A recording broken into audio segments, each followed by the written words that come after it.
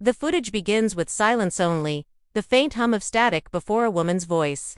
Low and trembling, says, "They think I won't speak, but I kept everything." That voice, fans believe, belongs to Rasheeda Frost. And within hours of that mysterious clip leaking online, her lawyer stepped in. The internet caught fire overnight, claiming the voice note could end careers and open real legal doors. By sunrise, every blog from Atlanta to Los Angeles was dissecting the 30-second recording, slowing it down, looping it, arguing about every pause. One version had background chatter, another sounded edited, but what shook people most wasn't the note itself, it was what followed. Rasheeda's attorney, a name usually kept out of the spotlight, issued a rare public statement. Certain material recently circulated involves private and potentially criminal matters. Our office has been authorized to take immediate action. That one sentence set off alarms everywhere. Speculations spread faster than the story could be contained. Was this about Kirk? Was Jasmine involved again? Some fans swore they heard another woman's voice overlapping in the clip,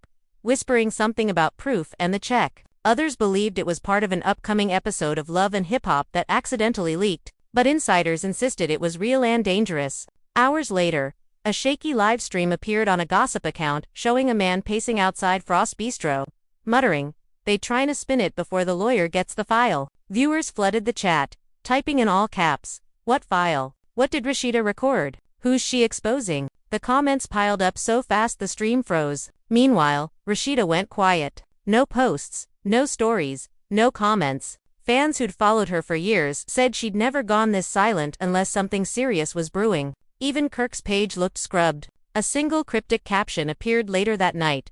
"Truth don't need captions." People screenshotted it within minutes before it vanished. And that's when reports surfaced claiming that the voice note wasn't new. According to one anonymous crew member, it had been recorded months ago right after a closed-door confrontation that producers weren't supposed to film. The same source claimed that someone, maybe a friend or rival, kept that file as leverage. Now that it was out, the stakes weren't just emotional, they were legal. By the next morning, entertainment lawyers were weighing in on talk shows, debating whether the contents of the recording could fall under wiretapping or defamation. Bloggers called it Rasheeda's most dangerous scandal yet. Hashtags like #justice for RASHEEDA and #the voice note trended worldwide. In a single weekend, what started as a whisper became a storm. Fans demanded answers. The Frost family's silence only made it louder. And as the story built, one question echoed through every corner of social media.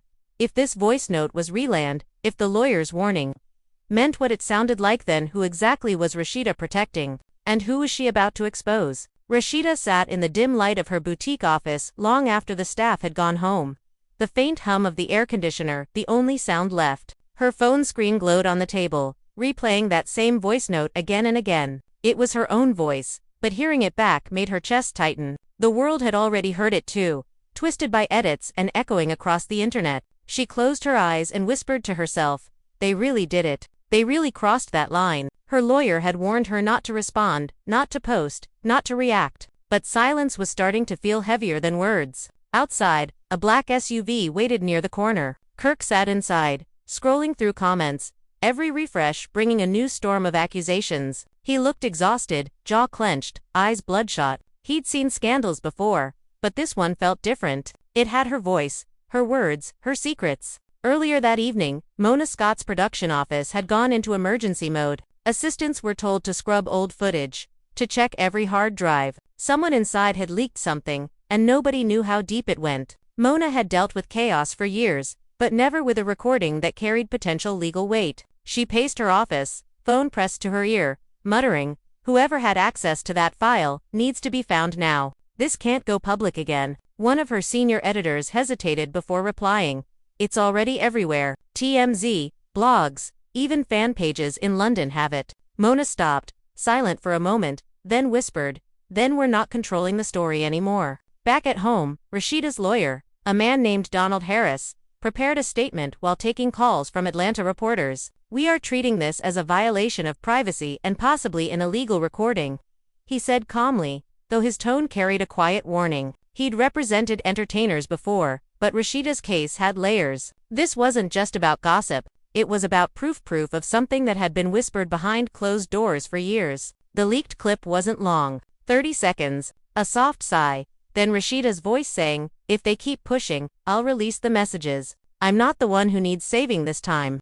Fans dissected it, claiming they referred to Kirk and Jasmine. Others swore it meant Mona and VH1. One slowed-down version of the clip, supposedly, revealed another faint voice in the background saying, "We already sent it." That single phrase changed everything. Blogs began claiming there was a second recording, one the public hadn't heard yet. Rumors said it named names, exposed contracts, even hinted at money hidden under production deals. That night, as the city quieted, Rasheeda got a call from a blocked number. She hesitated before answering. A man's voice, deep and calm, said, "They're going to spin the story. Don't trust the narrative. Stay off social media." She froze, recognizing the tone but unable to place it. Before she could reply, the line went dead. Her heart pounded. She replayed the words in her head. Who was warning her now? Across town, Jasmine Washington sat in her apartment scrolling through the chaos online. Her name was trending again, mixed in with Rasheeda's. She tossed her phone aside, pacing back and forth. "Why they always drag me into this mess?" she muttered. Her best friend, sitting on the couch, said, "Girl, they think that voice was talking about you." Jasmine stopped mid-step. "Me? For what? I've been quiet. I ain't said nothing about that man or that woman for months." Her friend shrugged. "People want a story. You know how they do." But Jasmine's mind was already racing. She opened her messages and started typing to Kirk, then deleted it. After a pause, she typed again, "You need to fix this before it gets ugly." At Frost Bistro, the staff whispered among themselves as news cameras parked outside. Kirk walked through the kitchen door just after midnight, ignoring the flashes from across the street. The manager whispered, "They've been here all day." Kirk nodded, face tight. "Let them film. They want a show, they'll get one." But when he reached the office upstairs, his confidence faltered. The security monitor showed a familiar figure in a hoodie standing near the alley entrance, someone holding a phone up. Recording. Kirk pressed the intercom. "Lock that door," he said quietly. Inside the boutique the next morning, Rasheeda sat with her lawyer and a private investigator named Marlon. Marlon placed a small flash drive on the table. "This is the original clip," he said. "And this," he held up another drive, "is what went viral. They're not the same. The viral one's been spliced.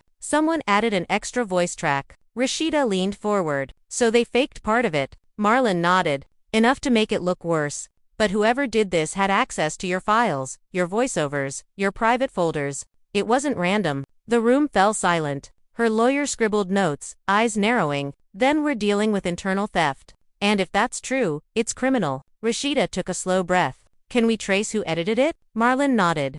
"Maybe, but it's risky. Whoever leaked this covered their tracks. Well, they used burner accounts, proxy servers. They knew exactly what they were doing." Rasheeda stared at the flash drive. "So it's someone close." Marlon hesitated before replying. "Yeah, someone who knew your voice, your timing, your tone. Maybe even someone who sat next to you while you recorded it." The air grew heavy. Her lawyer spoke softly. "If this was a setup, we'll expose it. But you need to stay composed. No posts, no interviews." Rasheeda nodded, though her mind was already miles away, running through a list of people she'd once trusted. Her assistant, her producer, even Kirk. She didn't want to believe it, but every name came with a memory, a small crack, a quiet argument, a strange glance. Later that afternoon, a message appeared on a gossip page claiming to have part 2 of the voice note. Within minutes, it had 500,000 views. The caption read, "You heard her voice, now hear what they tried to hide." Fans flooded the comments, tagging everyone from Carly Red to Erica Mena.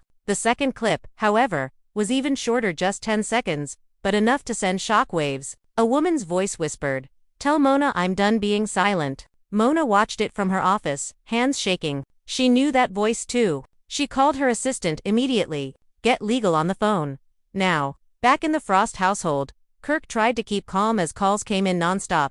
Producers, friends, even family. Everyone wanted to know what was real. Rasheeda stood in the kitchen, phone in hand, eyes fixed on the trending feed. "They're dragging my name through fire," she said quietly. Kirk approached her slowly. "We'll handle it." She turned to him, eyes cold. "You said that last time." He didn't reply. As the evening fell, Atlanta buzzed with rumors of an emergency meeting between Rasheeda's team and VH1 executives. Paparazzi gathered outside a downtown hotel, snapping photos of cars pulling up to the side entrance. One image captured Rasheeda walking in, sunglasses hiding her eyes, her lawyer by her side. Online captions read, "Rasheeda in crisis talks."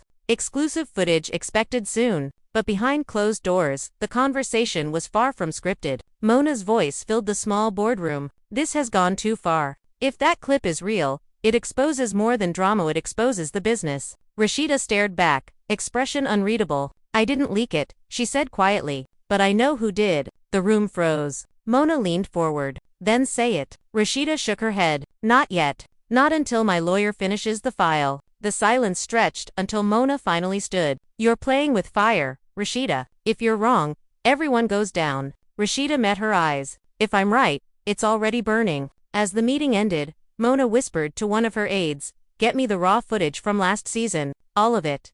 Something's missing. Outside, lightning cracked over the skyline, and rain began to fall. The city, restless and electric, felt like it was holding its breath. Back at home, Rasheeda sat by the window watching the rain streak down the glass. Her phone buzzed again, an unknown number, another message. This one only said, the truth costs more than silence. She stared at it, her reflection trembling in the glass. Knowing that whatever came next wasn't just about gossip or rumors anymore. It was about survival, reputation, and revenge. The next morning arrived with headlines that read like explosions. Every major gossip outlet had one question stamped across their pages. Who leaked Rasheeda's voice note? The city woke up to chaos. Paparazzi gathered outside Frost Bistro.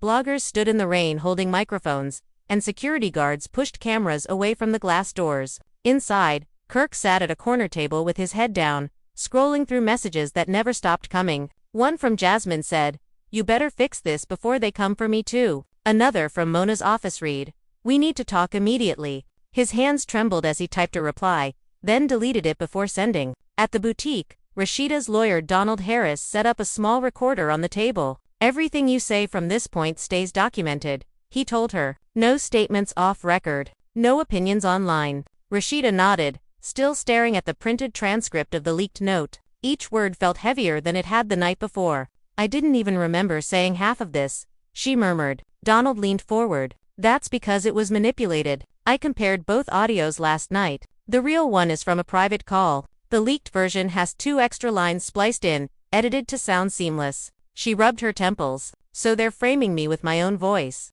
Donald nodded. And whoever did it had inside help. Someone who knew where you stored your recordings. The room fell silent. The only sound was the low hum of the recorder. Rasheeda's assistant, Naya, shifted nervously near the door. She'd worked with her for 2 years, loyal through every scandal. But now her hands fidgeted, and her eyes darted toward the exit. Rasheeda noticed. Naya, she said softly, who else had my login last month? Naya hesitated. Only the studio tech. And maybe, Kirk, when you had me upload the interviews for him. Rasheeda's gaze flickered toward the window. Of course, she whispered. Of course he did. Donald raised a hand, his tone firm. Don't jump to conclusions. Right now we need proof. Feelings aren't evidence. Meanwhile, Mona Scott was on a private call with VH1's legal department. Her voice was calm but sharp. If this was recorded on set, that's my property. If it was taken off set, that's a breach. Her assistant interrupted, but what if it wasn't filmed during production? Mona replied coldly,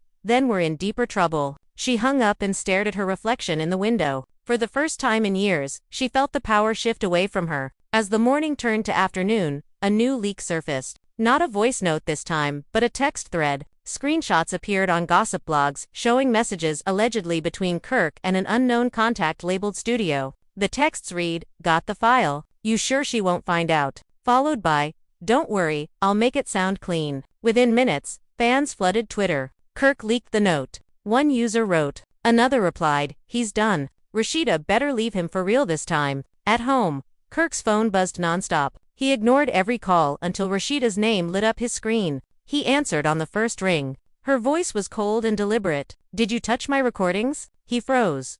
What recordings? She exhaled sharply. Don't lie to me, Kirk. They're saying you leaked it. He stood, pacing. I didn't leak nothing. Somebody's trying to set me up. You think I'd risk that after everything? She said nothing for several seconds. Then, quietly, I don't know what you'd risk anymore. The call ended. Inside her boutique, the tension was unbearable. Donald paced while speaking with reporters off record. My client's rights have been violated. This isn't entertainment anymore. It's a criminal invasion. When he hung up, he turned to Rasheeda. The next step is filing. If we move forward, this becomes a court case. Are you ready for that? She nodded. If they wanted war, they'll get it. That evening, Jasmine appeared on a podcast. Her voice was steady but defensive. Every time they get in drama, they drag my name. I ain't got nothing to do with no voice note. I don't even talk to them anymore. The host leaned in. But fans say you were in the background of the clip. Jasmine laughed dryly. Fans say a lot. Next thing you know they'll say, I recorded it myself. But her expression shifted when the host mentioned Mona's warning. They said, legals involved. Jasmine, what if this goes to court? She hesitated, then replied, then they better have receipts. Because I got mine too. That single sentence went viral overnight. Clips of her interview circulated everywhere, with captions reading Jasmine claims to have proof. By midnight, blogs speculated that Jasmine had her own recordings messages, maybe even contracts. Mona's office went on high alert again. Assistants whispered about lost footage, misplaced drives, and files that should have been locked. One producer muttered, if she really has recordings, that means there's more than one mole. In a quiet part of Atlanta, a man in a black hoodie stepped into a studio. His face never appeared on camera, but his voice was clear as he uploaded another file labeled Part 3. He whispered into the mic, the truth always finds its way. Then the upload went live. The clip, less than 20 seconds long, had a chilling addition, a male voice this time, low and distorted, saying, it was never supposed to leak. When Rasheeda's lawyer heard it, he leaned back in his chair, eyes wide. This changes everything, he said. This means there's a second source. Someone else is in on it. Rasheeda's mind raced. So it's not just personal, it's planned. Donald nodded. And if we trace this, we might find more than a leak. We might find blackmail. As darkness fell again over the city, thunder rolled outside. Rasheeda sat alone on her couch, the TV playing muted headlines about her own life. She whispered to herself, they want me to break. They want me to quit. Her phone buzzed one last time before midnight. No name, just a message. Check your email. She hesitated, then opened it. Attached was a single audio file titled The Deal. The file began with her own laughter, then Kirk's voice faintly in the background, and then another man saying, we can't let this get out. It's too messy. Her heart stopped. Shep housed the playback, breathing hard. Whoever had sent this wasn't trying to destroy her, they were showing her the truth. Outside, the storm raged harder, lightning flashing against the windows as Rasheeda whispered the words over and over. This time, it's criminal. Rain poured down hard over Atlanta the next morning, washing the streets clean but leaving the city heavy with tension. By now, every gossip page, podcast, and morning talk show was spinning the same question: what was really in the recording titled The Deal? In that short clip that had quietly surfaced overnight, 3 distinct voices could be heard: Rasheeda, Kirk, and an unidentified man. Fans slowed it down, dissecting it frame by frame, noting how Rasheeda's laughter suddenly stopped mid-sentence, how Kirk's voice dropped low, how the unknown man said, we can't let this get out. It's too messy. What exactly was messy? And what deal were they hiding? The internet had theories. Some claimed it involved show contracts. Others whispered about secret payouts. But one theory rose above all, that this wasn't about marriage or cheating, it was about money that wasn't supposed to exist. Inside her boutique, Rasheeda sat with her lawyer and investigator once again. The windows were covered, blinds drawn tight. This new file, Donald said, it wasn't uploaded by any major gossip outlet. Whoever posted it used a burner account based in Miami. Same pattern as the first leak, but the voice quality's different. I think this one came from a phone, not a studio. Marlon, the investigator, leaned forward, which means someone was recording them in person. Rasheeda's hands trembled slightly as she folded the printout in front of her. That night in the lounge, she said quietly, there was a man sitting behind us. I didn't think twice about it. Donald glanced up. You remember what he looked like? She nodded. He wore a black hat, gold watch. He kept his phone on the table the whole time. Marlon wrote something down, his eyes narrowing. That could be our leak. At Frost Bistro, Kirk tried to keep his composure as customers whispered behind menus and phones flashed every few minutes. His staff avoided eye contact. He walked straight into his office, shut the door, and threw his phone on the desk. 3 new messages blinked from Mona's number. The first was short, we need answers. The second was harsher, if you're involved, you'll regret it. The third simply said, call me now. He ignored all 3 and poured a glass of water, hands still shaking. When the door opened, Jasmine stood there. He froze. She wore a hooded jacket, face hidden, but her voice gave her away. We need to talk. He sighed, rubbing his forehead. Now's not the time. Jasmine closed the door behind her. Oh, it's the time. You think I like seeing my name trending every time y'all mess up? They got me in this like I leaked something. Kirk looked up slowly. You didn't. She laughed bitterly. If I did, do you think I'd be dumb enough to use my name? He exhaled, staring at the floor. Then who's feeding this stuff to the blogs? Jasmine crossed her arms. Someone inside your house. That sentence hit harder than he expected. You talking about Rasheeda?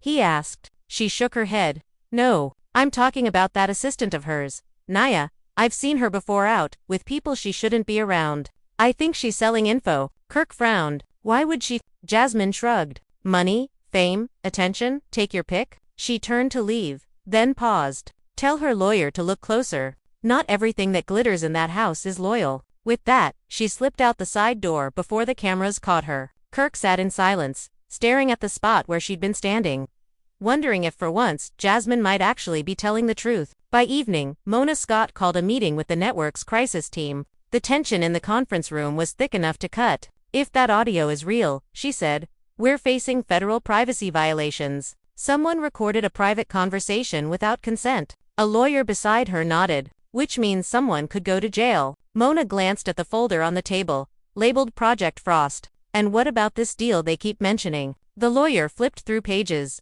Rumor says it's tied to an off-the-books payment. Something to keep certain cast members quiet after season 9. Mona's voice went cold. Who approved that? No one answered. She leaned back, whispering, if that gets out, it's not just amidst us. Late that night, Rasheeda sat alone, headphones on, replaying the audio of the deal. Her breath came slow and steady, but her hands were trembling. Every second sounded like a countdown to something worse. She heard her own laughter, then Kirk's murmur, then the stranger's warning. She couldn't remember what conversation that was, but she knew it had happened somewhere public. They've been listening for months, she whispered to herself. Her phone buzzed again, another unknown number. This time, a message with just 3 words. You're getting closer. She looked out the window, rain streaking down the glass, the glow of distant lights reflecting off the street. For the first time, she realized the danger wasn't just about her reputation anymore, it was about who might want her silenced. The next morning, Mona went live on Instagram for the first time in months. Her tone was professional but sharp. I don't comment on rumors, she began, but this situation has gone too far. There are things happening behind the scenes that none of you understand. We're handling it privately, and the law is involved. Thousands watched in real time. Comments poured in, some calling her out, others defending her. But the moment she ended the live, another file leaked. This one wasn't a voice note, it was a video clip. Low quality, filmed in what looked like a production office. It showed someone in a hoodie scrolling through folders on a computer labeled Season Vault. The camera tilted up for a split second, just enough to catch the edge of a face. Blurry, but recognizable. Rasheeda gasped when she saw it. It was Nia. Donald's phone rang before dawn. We have a name, he said, voice tight. Your assistant's in it deep. The timestamps match. The system logs show she accessed the studio files the night before the leak. Rasheeda's chest tightened. So Jasmine was right. Donald hesitated. There's more. She wasn't working alone. There's another login, someone using Mona's credentials. Rasheeda froze. So the leak came from inside production. He nodded. Exactly. And now we have enough to open a full criminal case. That day, cameras followed Rasheeda as she walked into her lawyer's office with files in hand, ignoring shouted questions and flashing lights. For once, she didn't hide behind sunglasses or scripted smiles. She walked straight, calm, certain. By afternoon, Rasheeda Files' criminal complaint was trending across every platform. Kirk watched the headlines from home, scrolling in silence. Then, with a quiet sigh, he whispered, it's about to get real ugly. Outside, thunder rumbled again. The city was restless, the story unfinished, and the truth, whatever it really was, felt closer than ever. The following day began with flashing lights outside the courthouse, a swarm of microphones, and cameras crowding the steps as Rasheeda arrived in a beige trench coat and dark glasses. Her face was unreadable, calm but distant, the kind of calm that hides a storm. Reporters shouted her name as she walked past, her lawyer, Donald Harris, by her side. His tone was low but firm when he told them, no comment at this time. Inside the building, the air was cold and tense. Rasheeda clutched a small black folder containing screenshots, voice logs, and evidence from Marlon's digital trace. Each file had a date, a location, and one common link: Nia's login credentials. Meanwhile, Nia sat at home, pale and shaking. Her phone wouldn't stop ringing. messages pouring in from unknown numbers, some threatening, some pleading. She tried deleting her accounts, but every time she logged off, new posts appeared with her name. A video of her walking out of Frost Bistro leaked that morning. Someone filmed her whispering into her phone, the caption reading, "The mole caught on tape." Tears streamed down her face as she scrolled through the comments. One message stood out. "You played the wrong side." She threw the phone across the room, trembling. Then a new text appeared on her laptop. "Meet me tonight. We can fix this. Same place." By evening, Kirk sat in his car outside Frost Bistro, watching the rain hit the windshield. His mind felt numb. Inside, the restaurant lights glowed soft and warm, but it no longer felt like home. His marriage, his business, his peace, everything was unraveling. Jasmine's words echoed in his head. "Someone inside your house." He took a deep breath, grabbed his coat, and stepped into the rain. The moment he entered, a worker handed him a folded note. "Someone left this for you," the man said. Kirk unfolded it slowly. It was written in messy handwriting. "Meet me at the studio, 10 p.m. I have what you're looking for." There was no name, just those words. As the clock neared 10, Rasheeda sat in her boutique's back room. The lights dimmed, staring at her phone. She hadn't spoken to Kirk all day. Instead, she watched from afar as his name trended again, rumors claiming he'd been seen with Jasmine. Others saying he was cooperating with VH1 lawyers. None of it made sense. Her lawyer had advised her to cut contact until the investigation cleared, but silence between them was torture. Then her phone buzzed with a message from a private number. "If you want the truth, come to the studio tonight. Come alone." Her chest tightened. It was the same message Kirk had received, but neither knew the other had been summoned. The old studio stood on the edge of downtown, nearly abandoned except for the faint blue light seeping from one window. Kirk arrived first, pushing the heavy door open. The air smelled of dust and metal. Somewhere in the distance, a soft hum played a recorder. Still running. "Hello," he called out. No answer. He stepped deeper inside, his footsteps echoing. Then he saw it.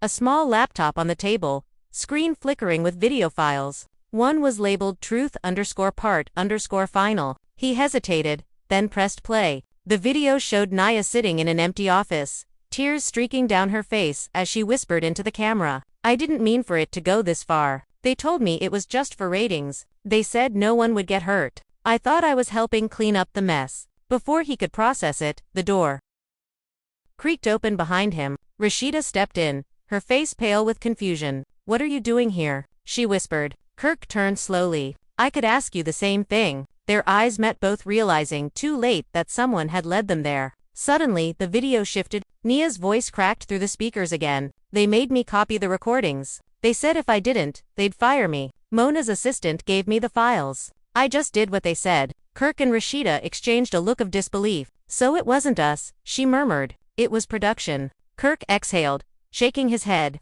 "This whole thing's a setup." The screen flickered, and another clip loaded automatically. This time, the footage showed Mona herself, sitting at a conference table, talking to someone off camera. "If they find out, we'll deny it. No one will trace it back. Let the scandal run, it's good for numbers." The audio crackled, but the words were clear. Rasheeda's jaw tightened. "She used us," she said softly. "Every fight, every breakdown, every tear, all of it." Kirk clenched his fists. "And we let her." Suddenly, the studio door slammed shut. Footsteps echoed from the hallway. Rasheeda froze. "Did you lock it?" Kirk shook his head. The sound grew louder. Closer. "Somebody's here." They turned toward the back entrance, where a faint red light blinked a security camera. Rasheeda's heart raced. "We're being recorded." Kirk moved toward the door, but before he could reach it, a voice came from the shadows. "You shouldn't have come here." The figure stepped into the light. It was Mona's head of security, tall and broad, with an earpiece still buzzing. "You two need to leave before this gets worse," he said. "You don't understand what's at stake." Rasheeda glared. "Oh, we understand perfectly. We've been the product for years. Now it's your turn to be exposed." The guard took a step forward, lowering his tone. "This isn't about television anymore. This is bigger contracts, investors, deals overseas. They want to bury it before the authorities see it." Kirk frowned. "Who's they?" The man hesitated, glancing at the camera. "Walk away while you can. The next leak won't just ruin reputations, it'll lend people." He turned to leave, but before he reached the door, Rasheeda shouted, "Tell her it's too late. The files are already with my lawyer." The man froze for a moment, then walked out without another word. Silence filled the room. Rasheeda's hands shook as she turned off the laptop. "We can't stay here," she said. Kirk nodded. "You're right, but we can't hide either. She spin this before it hits court." Rasheeda took one last look around the studio before whispering, "Then we go public." No more silence. The next morning, a post appeared on Rasheeda's verified account. It wasn't a caption or a statement, just a single video of her staring into the camera, eyes raw but steady. "For years, you watched our lives on screen," she began. "You thought you knew everything, but what you saw wasn't relit, was rewritten, edited, controlled. This time, the truth's coming from me." She paused, her voice tightening. "What they did was illegal, and I'm not backing down." The clip ended with a single phrase in white text. "This time, it's criminal." Within minutes, millions viewed it, the comments exploding with support and disbelief. By noon, Mona Scott's team went silent. VH1 released a short statement, claiming ongoing internal review. Fans flooded social media, demanding justice. Hashtags like #StandWithRasheeda and #ShutdownLHHATL trended globally. Jasmine reposted the video with 3 words, "Finally, she speaks." Even old castmates began weighing in, some defending Mona, others siding with Rasheeda. But behind the chaos, a quiet war was brewing. Lawyers, producers, and executives all trying to cover their tracks. As the week unfolded, subpoenas were filed, interviews rescheduled, and phones confiscated for investigation. Rasheeda avoided public appearances, staying home with Kirk, though the air between them was thick with unspoken words. Late one night, she found him sitting alone in the living room, staring at the blank TV screen. "You think we'll survive this?" she asked softly. He looked up, his voice low. "We survived worse. But this one changes everything." She nodded. "Good. It's about time something changed." Somewhere, across town, Mona sat in her office surrounded by silence. The walls once filled with laughter and power now felt hollow. Her phone buzzed with messages from lawyers, but she ignored them all. On her desk sat a single drive labeled Season 10 Raw. She stared at it for a long moment, then whispered, "They think they've won." She slid the drive into her drawer and locked it. They don't know what's still hidden. The story wasn't over. Not by a long shot. 3 days passed before anyone saw Rasheeda in public again. Atlanta was still buzzing. Every cafe, every salon, every barbershop had the same topic on their tongues. Her video had shifted everything. What once looked like another love and hip-hop stunt had turned into something darker, something real. Fans were divided. Some believed she was fighting for truth. Others whispered she'd staged it all for attention. But none of that mattered to her now. She had already handed the evidence over to the authorities. The rest was out of her hands. Or so she thought. On the morning of the 4th day, her lawyer, Donald, arrived with a grim look. "They've launched an investigation," he said, setting down a thick folder. "But it's getting messy. VH1's team is claiming the files were part of scripted content. They're arguing creative property." Rasheeda frowned. "They're calling criminal manipulation content." Donald nodded. "They're trying to bury it under legal language. The only way this sticks is if we can prove intent. Someone had to know those leaks were doctored." She crossed her arms. "And we can prove that. We have Nia's confession." He hesitated. "Nia disappeared." The words hit like a gunshot. "What do you mean disappeared?" Rasheeda asked. Donald flipped open his notes. "She was supposed to meet with investigators yesterday morning. She never showed. Her phone's off. Her apartment's empty." The air went still. For a long moment, neither spoke. Finally, Rasheeda whispered, "They got to her." Donald exhaled. "Maybe. Or maybe she ran. But one thing's certain without her, their story gets harder to prove." That evening, Kirk drove to an abandoned parking lot near the studio where they'd found the first files. The place was silent except for the hum of streetlights. He stepped out of his car, scanning the shadows. Someone had texted him from a new number, "Meet me here if you want to fix everything." He waited, hands buried in his jacket pockets. After a few minutes, a car pulled up slowly. Jasmine stepped out. She wasn't wearing her usual confidence. Her expression was tight, nervous. "You shouldn't have come," she said, glancing around. "What's going on?" Kirk asked. "You said you could fix this." She looked down, avoiding his eyes. "I thought I could, but it's worse than we thought." She handed him a folded paper. "These are copies of the old production payments. Look at the signatures." Kirk unfolded it and scanned the pages. The checks were large, massive, even, but what caught his attention were the names. Not just his or Rasheeda's. Mona's name was there, along with several anonymous corporate entities. At the bottom, in small print, a clause read, "Private content clearance under mutual consent." He looked up. "What is this?" Jasmine whispered, proof that they paid people to stay quiet. I was one of them. Kirk stared at her, stunned. You're saying yeah? She cut in. That's why I stopped filming. They offered me a payout to disappear. But when I didn't take the deal, things started leaking. The sound of approaching tires made them both turn. A dark SUV slowed nearby. Headlights dimmed. Jasmine's eyes widened. We gotta go, she hissed. Kirk grabbed her hand and pulled her toward his car. But the SUV door opened before they could move. Two men stepped out, both in black, faces half hidden. You shouldn't have brought that, one said, nodding toward the folder in Kirk's hand. Jasmine's voice trembled. You can't stop this anymore. The man smiled faintly. We don't need to stop it. We just need to delay it. Kirk shoved the folder under his jacket. Who sent you? The man replied, same person who told you to meet here. They ran. Tires screeched as Kirk's car roared to life, speeding down the empty road while the SUV followed close behind. Jasmine clutched the dashboard, shouting directions. Left, take the alley. The chase was tight, every turn sharper than the last. Finally, Kirk swung into a construction site, lights flashing off half-finished walls. He killed the engine and ducked behind a steel beam as the SUV idled outside, searching. After several tense seconds, the vehicle drove off. Jasmine's breathing was ragged. Kirk looked at her. You planned this? She shook her head. No, I think they tracked me. They sat in silence, rain starting to fall again, mixing with the dust. Jasmine finally spoke. Listen to me. There's one last copy. Naya gave it to me before she ran. It's hidden in a locker at the old warehouse. Kirk frowned. The same place from before. She nodded. If we get that file, everything's over for them.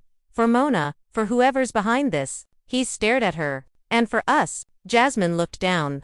Maybe, but at least the truth will exist.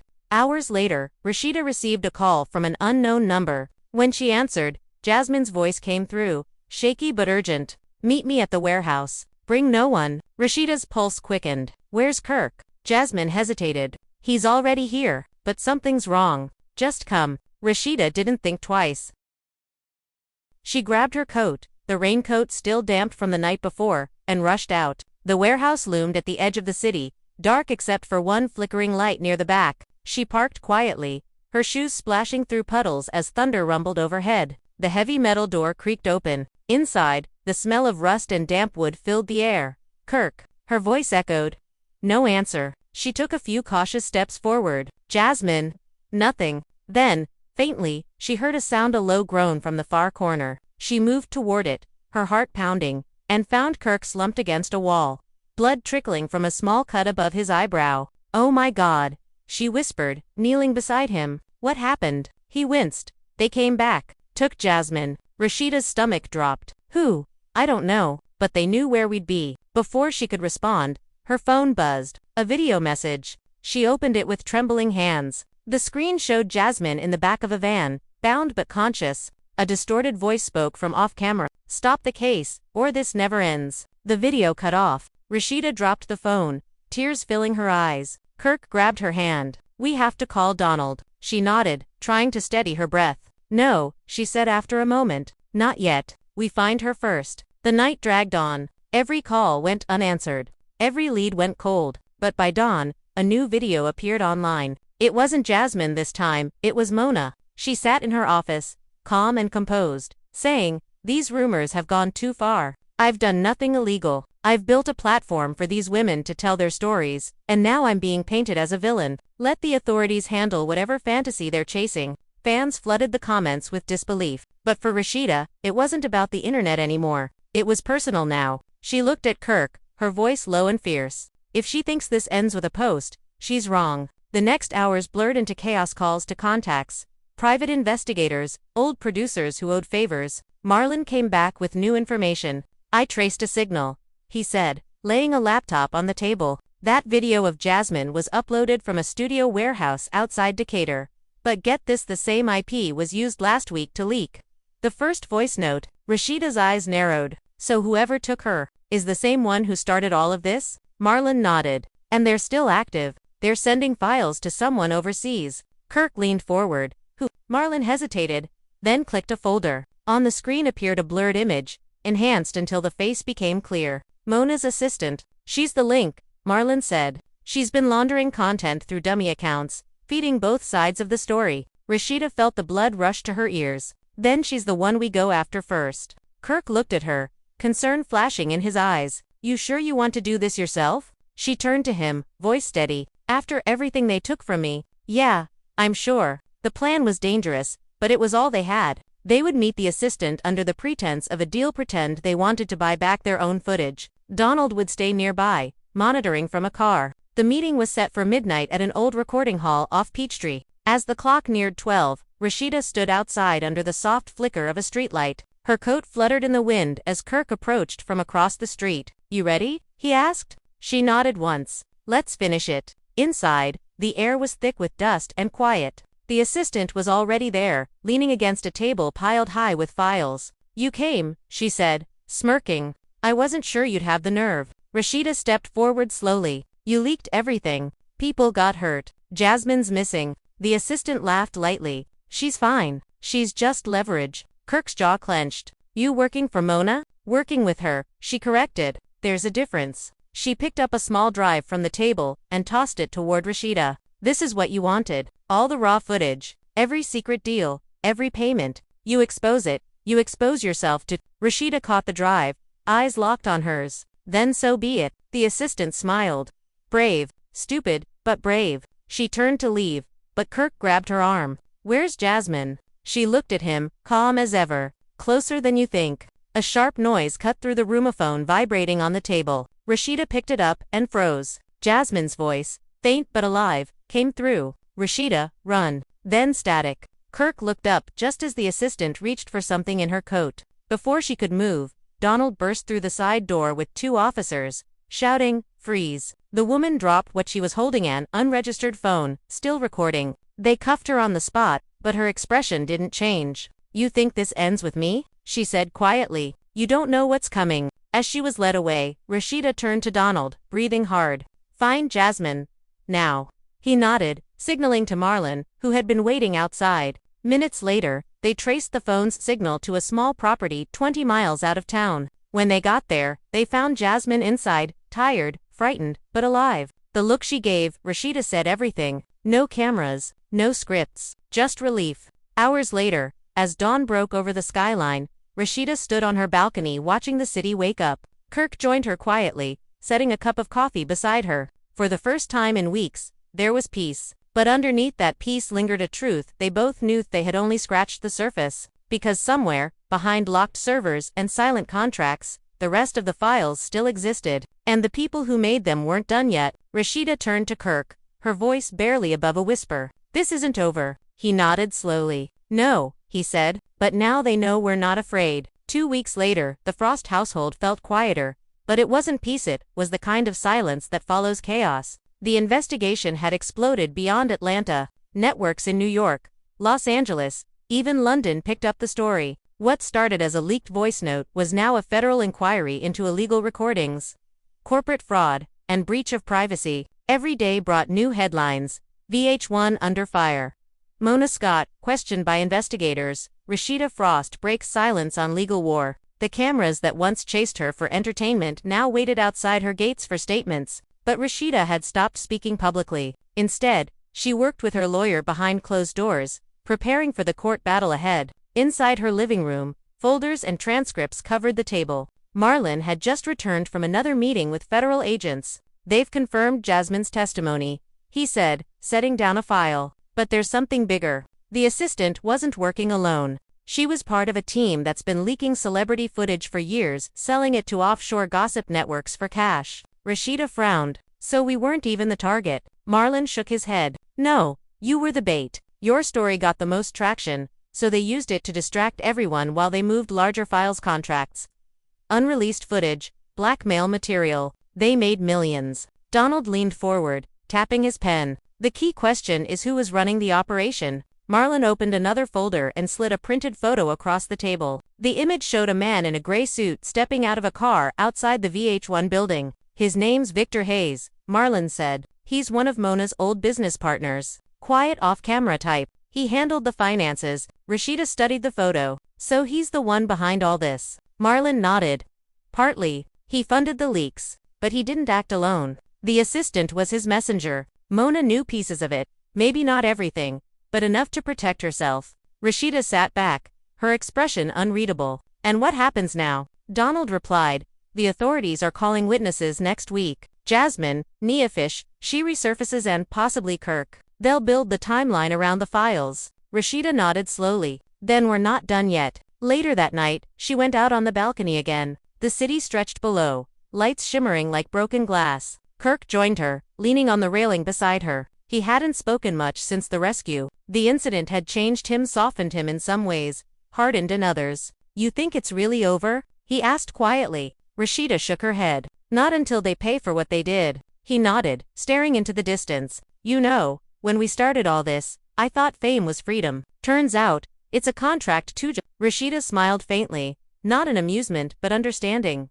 "The difference now is we know who's holding the pen." The next morning brought new shockwaves. Mona's office was raided by investigators, boxers of hard drives carried out under camera flashes. Reporters swarmed the scene. Inside the building, Mona stood watching from her glass office, surrounded by empty shelves. Her assistant's arrest had opened a floodgate. Every hidden transaction, every secret deal was being exposed. When her lawyer arrived, she didn't turn around. "They got everything?" she asked. "Most of it," he replied. "But they haven't traced the offshore accounts yet." Mona finally turned, her expression still controlled. "Then they haven't won." By noon, court documents went public. Among them was a statement signed by Mona herself, denying involvement and shifting blame onto her former associates. But attached to that same file was a transcript from one of the voice notes the assistant had stored before her arrest. It was Mona's voice saying, "They'll never trace it if we keep it overseas." Within hours, the internet erupted again.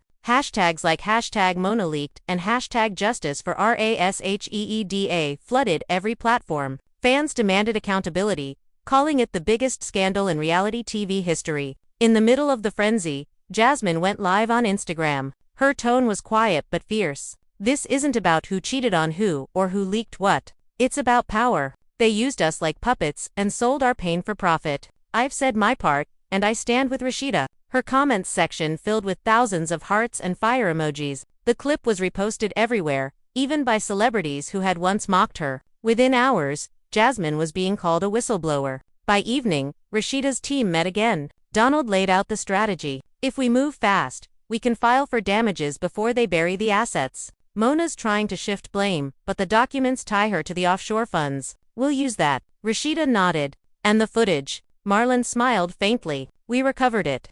All of it. Hundreds of hours of raw video, emails, hidden recordings. The FBI has copies. The originals are locked." She exhaled deeply. For the first time, it felt like progress. But she knew better than to trust peace too early. "Good," she said softly, "because I want every truth that was stolen to be seen." That night, she opened her laptop and began typing a message to her fans. She hesitated at first, the weight of everything heavy in her chest. Then she began. "You've seen me on your screens for years, but what you didn't see were the contracts behind those screens.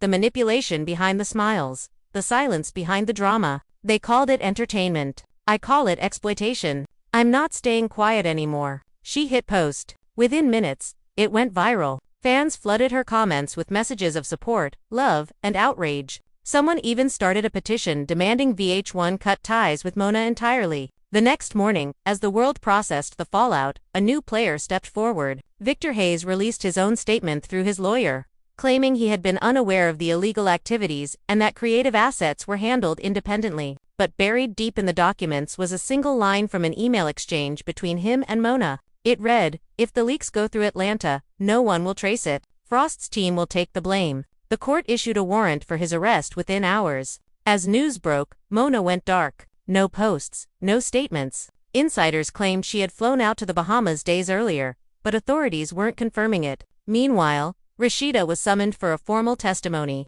She sat in the courtroom, poised, every word measured but powerful. "I gave my life to that brand," she told the judge. "I gave my truth. They took it, twisted it, and sold it. And now, I want it back." Reporters later described her statement as a turning point in the case. By the end of the week, VH1 announced production on Love and Hip Hop Atlanta was indefinitely suspended, pending legal review. The cast was divided. Some celebrated, others mourned the show's downfall. But for Rasheeda, it wasn't about television anymore. It was about reclaiming ownership of her voice, the one they tried to distort, the one that started it all. Late one night, as thunder rolled again over Atlanta, she sat by the window holding the flash drive Marlon had recovered. It contained everything: the lies, the edits, the manipulation. Kirk joined her, resting a hand on her shoulder. "You gonna watch it?" he asked. She shook her head slowly. "No.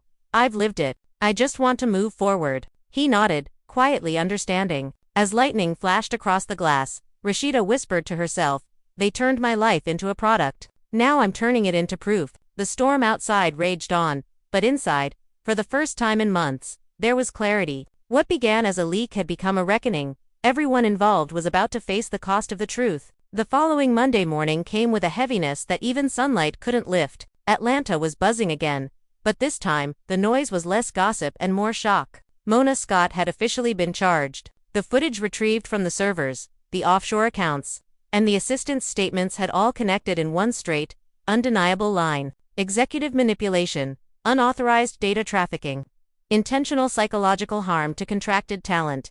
These were the charges printed across the court documents. Rasheeda watched the news broadcast in silence from her kitchen table. Kirk poured himself coffee without a word. Every channel ran the same story, looping Mona's mugshot over and over. The once untouchable producer now looked small, stripped of her aura of control. "They finally did it," Kirk muttered. Rasheeda didn't answer. Her eyes stayed fixed on the screen, but her mind was elsewhere. She wasn't thinking about revenge anymore. She was thinking about what came next. Donald called just after noon. "We're being contacted by a network in New York," he said. "They want an exclusive interviewer version of everything, on record." Rasheeda sighed softly. "The same media that helped them build the lie now wants to sell my truth." He paused. "This time, you hold the camera. You decide what's told." She didn't respond for a long moment, then said quietly, "Schedule it." That night, the Frost home was quieter than ever. Jasmine had come by earlier with flowers and an apology she didn't owe. She stayed for dinner, sitting across from Kirk and laughing softly at old memories. It was strange, three people who had been enemies on screen now bound by something none of them had chosen. When Jasmine left, she hugged Rasheeda tightly. "They thought they could script our lives," she said. "They forgot we were real people." Rasheeda smiled faintly. "They'll remember now." The next morning, she boarded a flight to New York. Cameras followed her through the airport, but she didn't hide. No sunglasses, no hood, no avoidance. For the first time in months, she walked straight into the flash. The interview took place in a quiet studio uptown. No audience, no script, just Rasheeda and the interviewer sitting across from each other under white lights. When the cameras rolled, the host asked, "Why now?" Rasheeda took a deep breath. "Because I'm done being quiet. Because when people in power turn stories into weapons, someone has to remind them that the truth still matters." The interview aired that same night. It wasn't explosive, it was human. She spoke about betrayal, about manipulation, about losing control of her own image. She admitted her mistakes, her regrets, and her exhaustion. By the time it ended, social media was flooded with messages of support. Even people outside the show's world, singers, actors, activists, began quoting her words. A quiet wave of respect replaced the chaos that had followed her for years. In Atlanta, Kirk watched the broadcast alone. When it ended, he sat still for a long time, then picked up his phone and posted a photo of her walking onto that set. The caption read, "The strongest woman I know." Within minutes, it went viral. Meanwhile, the investigation deepened. Marlon uncovered more data evidence that several other reality shows had used similar tactics, staging leaks and planting fake scandals for engagement. What happened to Rasheeda was part of a larger machine. The authorities widened their net. One by one, more names surfaced. Contracts were seized. Emails leaked. The entertainment world began to panic. As chaos unfolded across studios and networks, Rasheeda focused on rebuilding. She reopened her boutique, but this time, without any cameras. Customers who came in often whispered quiet congratulations. "You did the right thing," they told her. She'd smile politely, but inside she still felt a strange emptiness, the kind that comes after survival. Kirk suggested taking a trip, somewhere quiet. "We could go to Jamaica for a week," he said. "No phones, no interviews." She hesitated. Maybe after the verdict. When the court date finally arrived, the city seemed to hold its breath. The courthouse steps were lined with reporters again, but this time, Rasheeda didn't enter through the back. She walked through the front doors, head high, wearing white. Mona sat across the aisle, flanked by her lawyers. Their eyes met only once, briefly, but it said everything: years of partnership,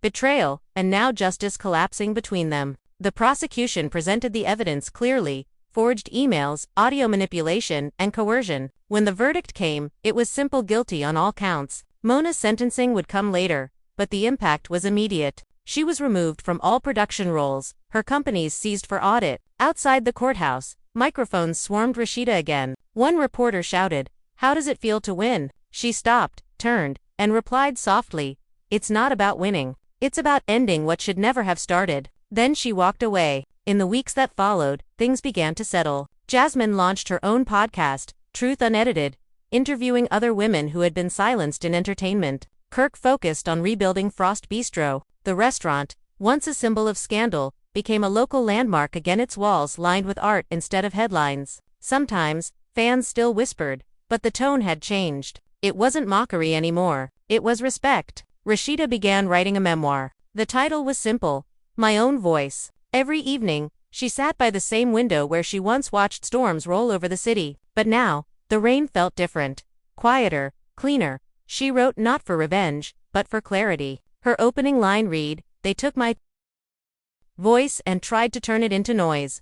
I took it back." Months passed. Seasons changed. The scandal faded from trending lists, replaced by news stories, new faces. But the world had learned something. Production houses changed their policies. Reality stars began demanding transparency clauses. The entertainment industry had been forced to look in a mirror it had avoided for too long. One summer morning, Rasheeda woke early and walked through her boutique before opening hours. Sunlight streamed through the windows, catching the gold accents and pastel walls. She paused in front of a framed photo on the counter.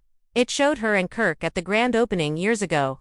Smiling before any of it began, she touched the frame lightly and whispered, "We made it." Kirk appeared behind her, slipping his arm around her waist. "Told you we would." She turned to him, smiling for real this time. "Yeah, but not like this. Not this way." He kissed her forehead. "Maybe this was the only way. Now we know who we are without them." That night, as the city glowed under the fading sunset, Rasheeda scrolled through her phone and found an old video, one of her first confessionals from the show. She watched her younger self laugh nervously, talking about fame, success, love. The screen flickered, and for a moment she felt like she was looking at a stranger. Then she smiled, whispered, "Thank you for surviving," and deleted it. When morning came again, the air felt lighter. Atlanta moved on, but the legacy of the case lingered, a reminder of how easily truth can be rewritten, and how powerful it becomes when reclaimed. Rasheeda Frost had gone from storyline to headline to symbol, not because she wanted fame, but because she refused silence. And somewhere, in a quiet office far away,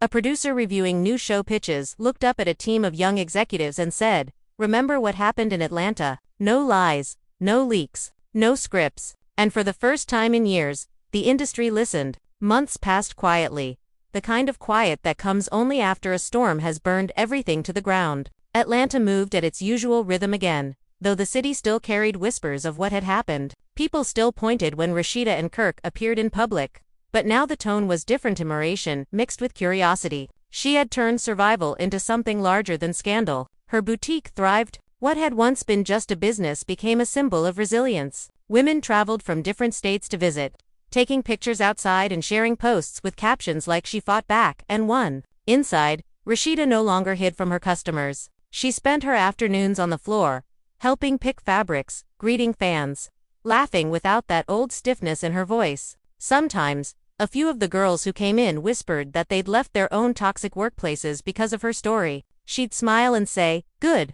No one gets to own your voice but you." The lawsuit's aftermath had shaken Hollywood too. Production companies began rewriting their contracts, ensuring transparency and consent clauses. Old cast members from other reality shows began to speak up. Some admitted their storylines had been altered or completely fabricated. A quiet movement began, and journalists started calling it the Frost effect. Rasheeda never took credit, but she knew. It had started with that single voice note, that moment of violation that turned into something unbreakable. Still, not everything was healed. At night, she sometimes woke to the sound of rain and flashes of those old memories: the studio, the edits, the shouting, the betrayal. Kirk would stir beside her and reach for her hand without a word. They rarely talked about the past anymore. They didn't need to. Their silence carried both forgiveness and exhaustion. One evening, he asked softly, "You ever think we'll feel normal again?" She turned her head toward him, eyes calm. "Normal's gone. But peace. Peace is better." One morning, in early autumn, a letter arrived in an embossed envelope with no sender name. She hesitated before opening it. Inside was a handwritten note, in neat, deliberate penmanship. It read, "We were wrong. You were right. Keep the tape." Beneath it was a small flash drive. Her pulse quickened. She slipped it into her laptop, half afraid, half curious. The video that played was dated months before the scandal broke. It showed a private meeting between Mona and her investors. She was saying, "The leaks will stir them up. Trust me." Chaos sells. Rasheeda sat back in her chair, a hollow laugh leaving her lips. She whispered to herself, "They recorded their own downfall." She didn't release the clip. She didn't need to. Truth had already done its work. A week later, Jasmine visited her at the boutique. She had cut her hair short and carried herself lighter, freer. "I got my podcast deal," she said with a grin. "National syndication." Rasheeda smiled. "That's big." Jasmine shrugged modestly. "They said people connect to honesty now." Who would have thought? They both laughed softly. A rare, genuine sound. "You ready to go back on camera?" Rasheeda asked. Jasmine thought for a moment. "Maybe one day, but if I do, it'll be mine. My story, my rules." Rasheeda nodded. "That's the only way it should ever be." Across town, Mona Scott's name faded from headlines. Her assets were seized. Her shows cancelled. Her empire dismantled piece by piece. She'd been sentenced, quietly community service, restitution, years of probation. She vanished from public life, retreating to a private estate outside Miami. Every so often, tabloids claimed to spot her somewhere new, but nobody cared to follow up. The world had moved on. Rasheeda began hosting workshops, speaking to young creators about contracts, privacy, and power. She didn't call herself an activist. She said she was just tired of seeing people get played. Every session ended the same way, someone asking how she found the courage to fight. She'd smile and answer, "When you've lost everything people think defines you, you find yourself, and that's where courage lives." The years rolled forward. Frost Bistro expanded.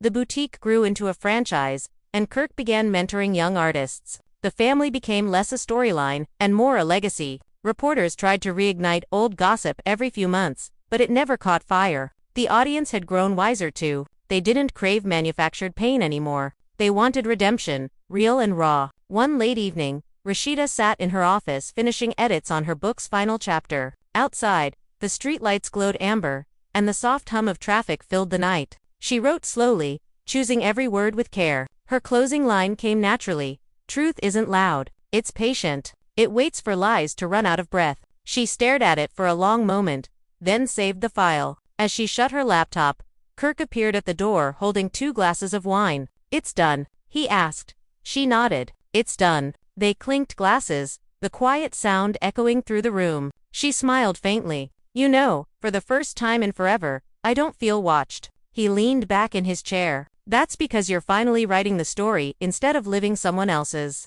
She looked at him, eyes soft. "Maybe that was the point all along." Months later, when My Own Voice hit bookstores, it debuted at #1. Critics called it a reflection, not a revenge. People who'd never watched a single episode of her show lined up at signings. She shook every hand, signed every page, smiled at every story shared with her. But the best moment came one afternoon when a young woman approached her, clutching the book to her chest. "I left a bad contract because of you," she said quietly. "They said I couldn't get out. I did anyway." Rasheeda smiled. "Then you already won." That night, standing in her boutique again after closing hours, she turned off the lights one by one until the space glowed faintly under the moonlight. She looked around at the racks, the mirrors, the photos of her journey and whispered a soft prayer of gratitude. Not for fame, not for victory, but for clarity. And as she walked out into the cool Atlanta night, the city lights reflecting on wet pavement, she knew something had shifted forever. Her name,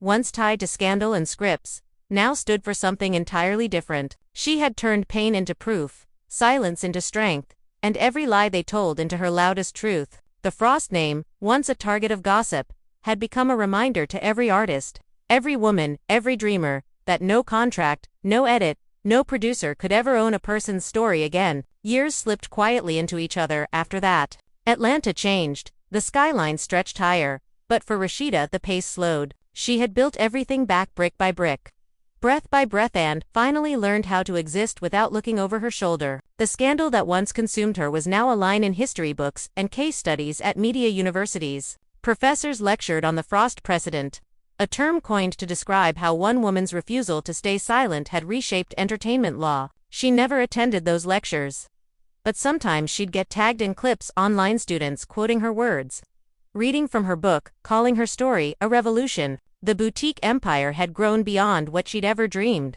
There were 5 locations now, each one designed differently, each one humming with life. Women of all ages came not just to shop, but to talk. They shared stories of contracts, betrayals, and comebacks. Rasheeda listened more than she spoke. She'd learned that her power wasn't in performing strength, it was in making space for others to find theirs. Sometimes, when the store closed for the night, she would sit at the counter, the soft music still playing, and remember how it all began with one recording, one warning, one decision to fight back. Kirk had settled into something gentler too. He rarely did interviews now, choosing instead to work quietly behind the scenes. Frost Bistro had become a community hub, known less for drama and more for warmth. Every Friday night, local artists performed on the small stage he built near the window. He'd sit at the bar, nodding along to the music, watching the next generation rise without interference. One night, as Rasheeda dropped by, he smiled and said, "See? No cameras, no edits, just life." She laughed softly, the way it should have been all along. Jasmine had turned her podcast into a production company, mentoring other women who wanted to control their narratives. She and Rasheeda stayed in touch, not as enemies, not even as friends defined by history, but as women who had survived the same machine. Their conversations were short but real, messages like "keep shining" or "you good." That meant more than they looked. Forgiveness had arrived quietly, without an announcement. Just the absence of resentment, replaced by mutual respect. Mona Scott's name, though faded from tabloids, occasionally reappeared in footnotes of industry reports. After serving her sentence, she vanished from entertainment entirely. No interviews, no memoir, no comeback attempts. It was as though she'd accepted the silence she once weaponized. Sometimes reporters asked Rasheeda if she'd ever forgive her. She always gave the same answer: "Forgiveness doesn't mean return. I moved forward. That's enough." One crisp autumn morning, as leaves turned gold outside her Atlanta home, Rasheeda received an invitation. The National Entertainment Guild wanted to honor her with a Lifetime Integrity Award, the first of its kind. The letter called her a catalyst for ethical reform in televised media. She read it twice, smiling faintly. "Integrity," she murmured. "Took long enough." Kirk looked up from the paper he was reading. "You gonna go?" She thought for a moment. "Yeah, not for them. For me." The ceremony took place in Los Angeles, in the same city where years ago producers had once decided her storyline behind closed doors. This time, she wrote her own speech. The hall was filled with faces: artists, directors, reporters, fans. When her name was announced, the applause felt different. Not loud for the sake of noise, but steady, genuine, almost reverent. She walked to the stage, her gown a soft shade of gold that caught the light like dawn. When she reached the podium, she paused for a breath before speaking. "I was 21 when I signed my first contract," she began. "I thought success meant surrender. I thought silence was professionalism.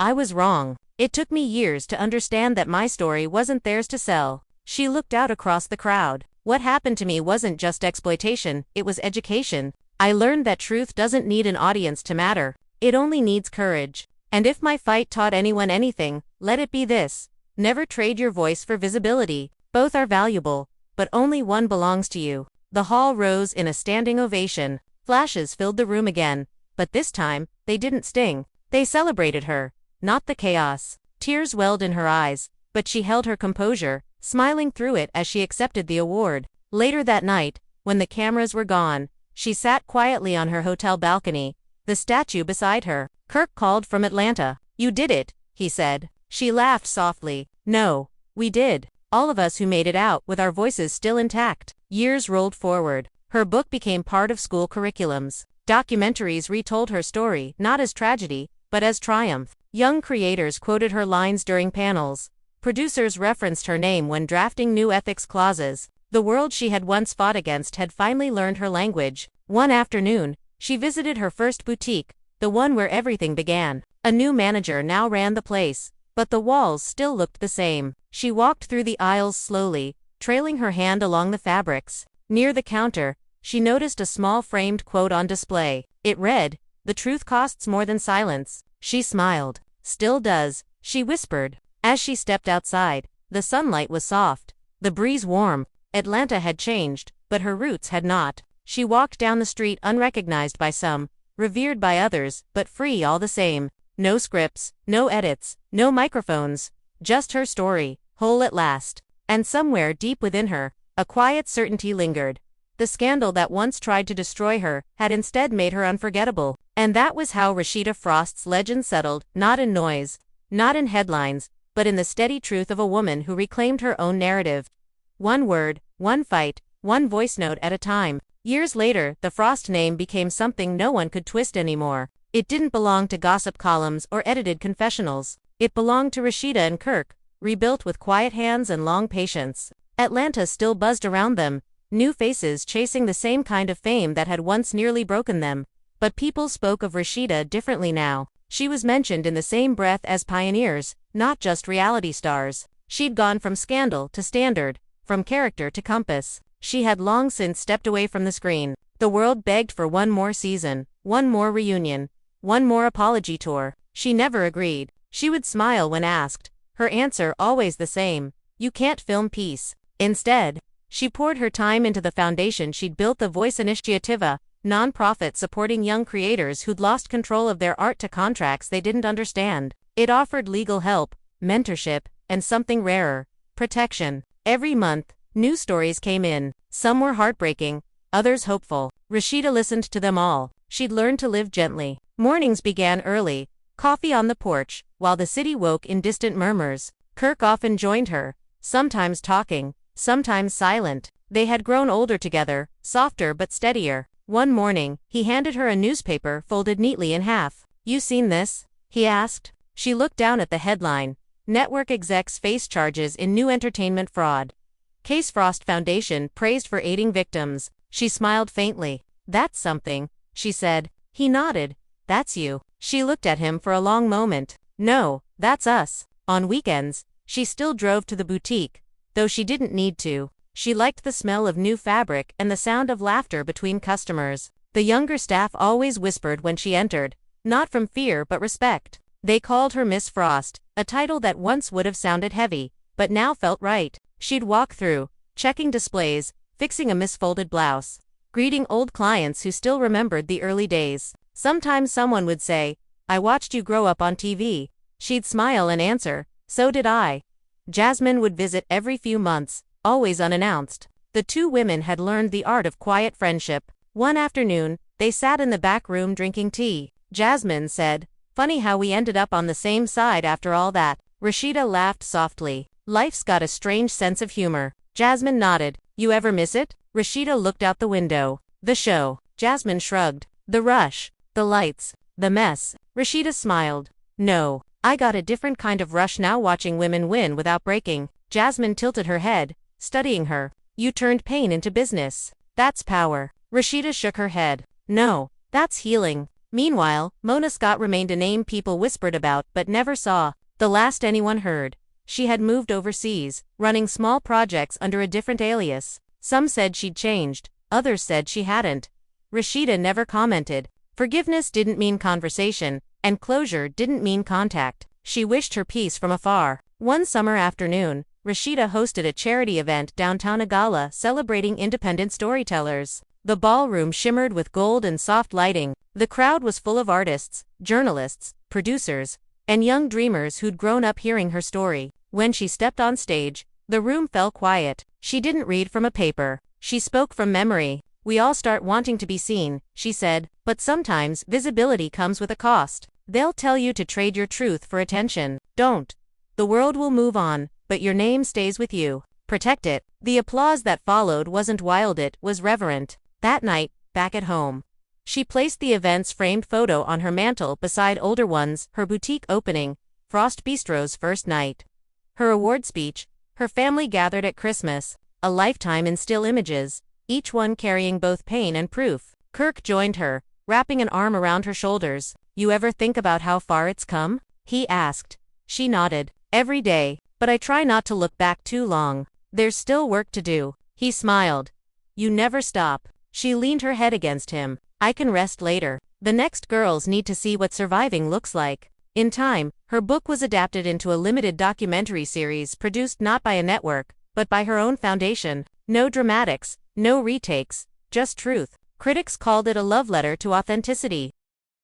One scene showed Rasheeda walking through the old studio lot, now deserted. Vines crawled over broken signs, and faded posters fluttered in the wind. She touched the rusted door that once held her past and whispered, "Thank you for teaching me what not to be." It became the documentary's final shot. Years turned into decades. The Frost legacy endured, not because of scandal, but because of purpose. Atlanta honored her with a mural downtown, a portrait painted in soft tones. Her gaze strong, her expression calm. Beneath it were her words, "The truth costs more than silence, but it's worth every dollar." Sometimes, young creators would gather at that mural, leaving letters, sketches, and poems. Her foundation volunteers collected them every month, reading them aloud at team meetings. One note always stayed pinned to the board in her office. It said simply, "You showed us that reality could be honest." By the time the city named a street after her, Rasheeda Frostway, she no longer needed recognition. She'd already found her reward in the lives she'd changed. One evening, she and Kirk drove past the sign, and he slowed the car. "You believe this?" he asked, half laughing. She smiled softly. "Yeah, but the best part is, no one had to get hurt for it." That night, she sat on her porch again, just like always, watching the lights flicker across the skyline. The air smelled of rain and magnolia. She closed her eyes and listened to the city that once cheered, gossiped, judged, and finally learned. Peace wasn't quiet, it was earned. She breathed deeply, whispering to herself, "This time it's not criminal. This time it's mine." In the final stretch of her life, Rasheeda discovered what true quiet meant. Not the kind that followed scandal, but the kind that came from being finished with explaining. Atlanta had grown around her, newer towers reaching the clouds, younger artists carrying their own storms and victories. Yet somehow, people still found her letters arrived weekly. Messages from young women saying her fight gave them the courage to walk away from exploitation. She'd read each one, mark it with a soft pencil, and smile. Then she'd slip it into a drawer, labeled Voices, the same drawer she'd once kept her first contracts in. The boutique chain now ran itself. Her foundation, managed by a new generation of leaders, had gone global. They worked in cities she'd never visited, carrying her methods like gospel. Sometimes, when she joined video meetings, her face flickered beside theirs on screens from Lagos, London, and Los Angeles. "Miss Frost," they'd call her. "We're helping another creator today." She'd grin, proud but humble. "Good," she'd reply. "Make sure they leave with their name intact." Kirk grew slower but softer with age. He'd sit on the porch most afternoons, guitar in his lap, strumming quietly while the sun dipped low. Their home became a sanctuary, plants trailing across the walls, photos of family lining every surface. They still argued now and then, but the arguments ended with laughter. "We've been through worse," Kirk would say. "Ain't nothing left to fight about?" And he was right. They'd survived the machine. They'd outlasted the noise. One summer evening, Jasmine visited again. She wore glasses now, her hair streaked with silver. She'd become a mentor herself, teaching young journalists how to report ethically. She hugged Rasheeda tight, whispering, "You still my blueprint." They spent hours talking about old memories, the fights, the long filming days, the aftermath. At one point, Jasmine said, "Remember when we thought they owned us?" Rasheeda nodded.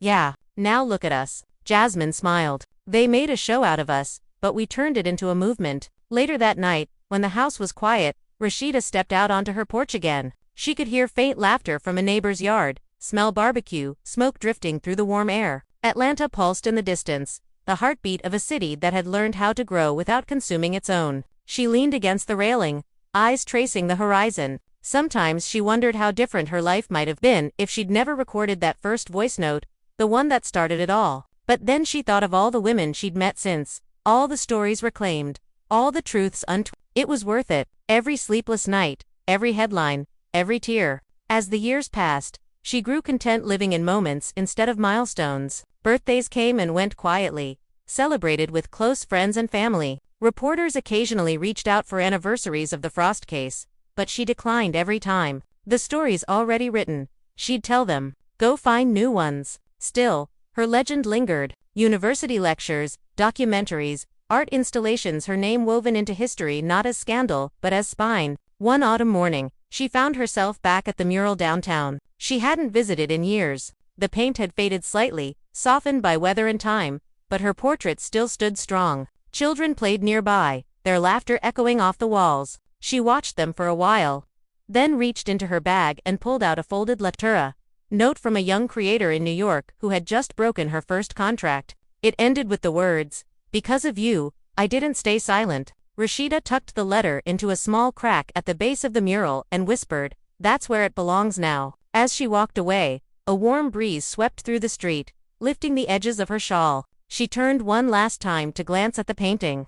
The woman she had been and the woman she had become merging into one still image. No drama, no chaos, no edits, just truth, preserved. In her later years, she spent most days tending to her garden, writing small essays that never got published, and hosting dinners where laughter replaced spotlights. When people asked what legacy meant to her, she would answer, "Legacy isn't what they remember, it's what they can repeat." On a mild spring evening, as dusk settled over the city, Rasheeda sat with Kirk on the porch, the sky painted in gold and violet. He was humming softly, and she leaned into him, closing her eyes. "You ever think it's funny," she murmured, "how everything that was meant to destroy us became the reason we're still standing?" Kirk smiled. "Yeah, God got a sense of humor like that." They stayed like that for a long while, listening to the cicadas and the faraway sound of traffic. Finally, Rasheeda whispered, "We made it." Kirk nodded. "We did." And when the years finally carried her beyond the noise, Atlanta mourned her not with tabloid headlines, but with candlelight vigils outside her boutiques, tributes on murals, and quiet prayers from the women she had helped. Jasmine gave the eulogy at her memorial. Her voice trembled when she said, "They called her reality, but she became truth." And so the story that began with a leak ended with a legacy. Rasheeda Frost,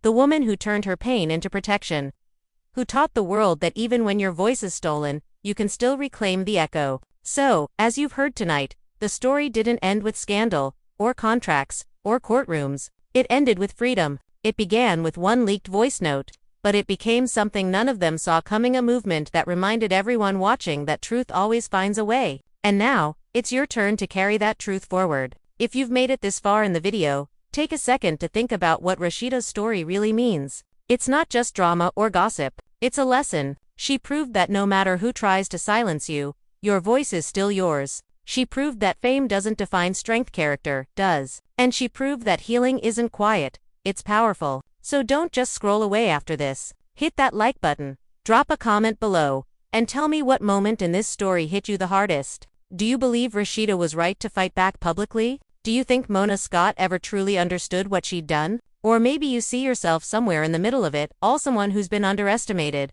doubted, edited by life itself. Whatever your answer is, share it. This channel isn't just about stories. It's about voices that refuse to stay hidden. And if you're watching right now, wondering how to take back your own power, remember this: every movement starts small. Rasheeda's started with a whisper. Yours can start with a choice. Maybe it's walking away from something toxic. Maybe it's speaking up at work. Maybe it's protecting your art, your name, your peace. Whatever it is, let her story remind you that silence might feel safe, but it never sets you free. So before you go, don't forget to subscribe and turn on notifications so you never miss an update when we drop the next chapter of Atlanta's Untold Truths. Every week, we bring you stories the networks tried to bury.